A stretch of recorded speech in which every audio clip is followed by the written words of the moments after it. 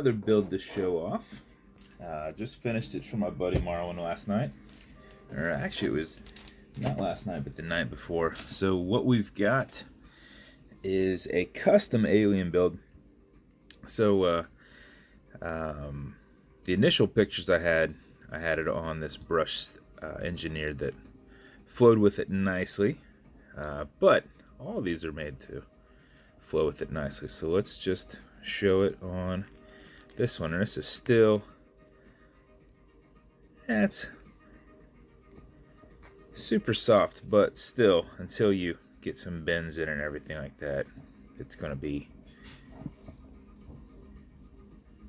not as pliable yet. But we'll have some leather conditioner in there for you. So what we've got is we've got this custom alien dial build that I fully lumed in the background for him. Got some canned air here. This burlap sack likes to put little specks on there. So we've got the custom alien dial with custom fitted hands, hand painted second hand. It's in a brushed case. We've got a polished tall coin bezel with a silver on silver insert. It kind of looks like silver and white, but it's actually silver and silver. But the contrast does make it look like white, which goes really well with the white stitching we have on this very tan, very cream kind of looking strap. We did brown edge paint down it. Did some Area 51 on here, so we've got 51 on here. We've got 51 on here. Nice brushed clasp here as well. Double keepers, and I've messaged him that there's a good chance that he won't use this second keeper. Just whenever I'm putting it halfway up, the amount of overlap, I thought, there might not be enough there for the second one to actually be functional. But it's there. If you've got a smaller wrist, then you definitely would want it. But I do not know what size wrist he is. Small exhibition caseback. We did a gilded rotor in there and a stainless steel movement holder.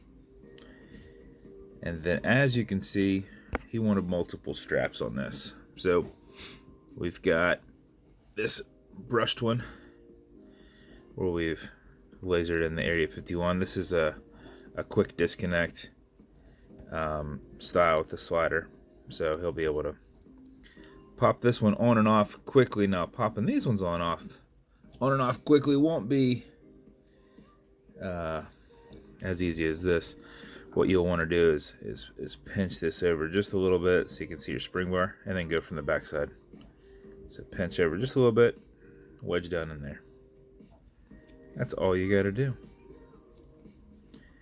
Those will get worked in more and more and more and more over time. So you can see how they're kind of rubbing on the insides. These are full all the way up, so very tight.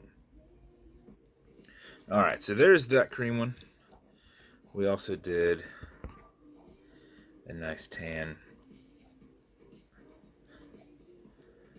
So once again, a brushed buckle on there, off-white stitching. And then that's how they look before you've got them, wrapped around your pillow in your box there.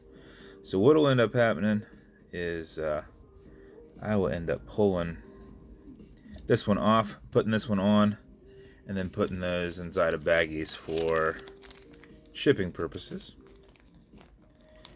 up to Canada. So this will end up coming off here, but quick disconnects, you just got to pull this over, and if you've never seen them, once this is compressed in there, this side right here, you can see that going in and out. Makes it nice and easy to put it in there without having to use a tool. You will have to use a tool to remove these, though. So that is the build. As always, I go over some aspects of it, and one of those being that this is a tension ring bezel. It'll go left, it'll go right. They do not click. This is an automatic mechanical, so you can wind it, you can wear it, you can put it on a watch winder, but if it's dead or you're not going to be very active, you want to pre-wind it a little bit to make sure you're not losing time at any point during the day. And how you do that is you back the crown off the threads until you hear it clicking. You'll also feel and see a little bit of play there. At that point you can wind, and a wind is a turn away from you that way. But instead of doing this, which if you're not doing it perfectly, you'll start threading it back on, I use my fingers to keep it spaced out and just go back and forth, as it doesn't hurt it to go backwards. It just doesn't do anything. So if you do this for 4 or 5 seconds before you put it on, even if you're not very active, you will keep time. And if you do it for something closer to 20 seconds, you will max out your 31-hour plus power reserve on it, which is what I do to make sure that it's running as I'm not wearing these around when I check on them the next day. If you pull it to the one and only click, you can now set your timing. You'll notice you've got a little bit of play in the crown. That's a wobble crown. It's going to deflect lateral pressure from going into the stem and into the movement. So whenever you're pushing and prying on it, it's rolling. So to eliminate a little bit of that, I just hold tension on it and kind of pull it straight back as I'm setting the time. Okay, Google, what time is it? It's 1:23 p.m. 1:23 p.m.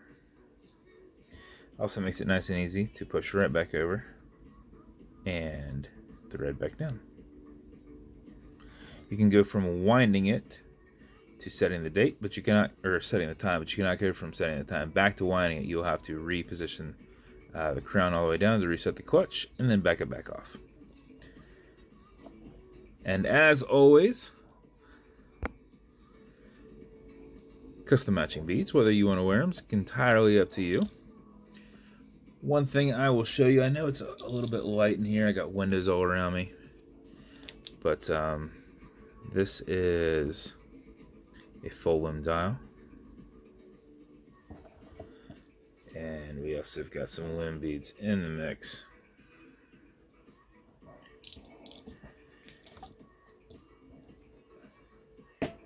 So that is your build, sir. The build comes with a matching dial box, special edition box. It's going to come with watch cleaner. This is good on all glass and metal parts, so when this is on it, this whole watch, you can clean with this.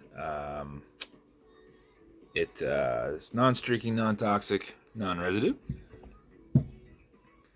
You're also going to have some leather conditioner, actually one for each strap. So this keeps that strap perfectly soft.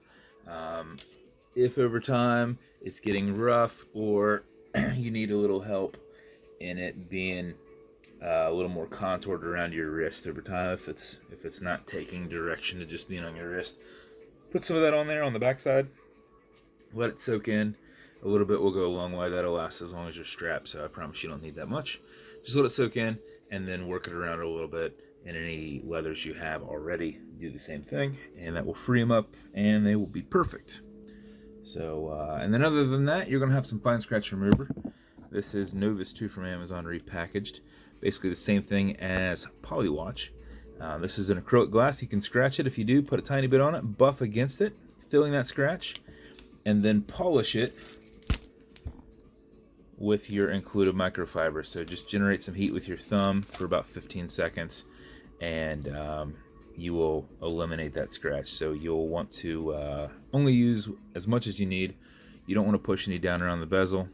You're only filling a scratch, so if the rest of it doesn't have anywhere to go, you're just pushing it all around. So try not to push it under the bezel.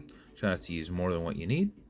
And you're going to have a lot that's going to soak into that rag. But I promise you, there's enough there to last your watch. So you do not need very much at all. But that is your build, man. Once again, I appreciate your support and picking up another watch for me. And I hope you love it. You've got multiple strap options there.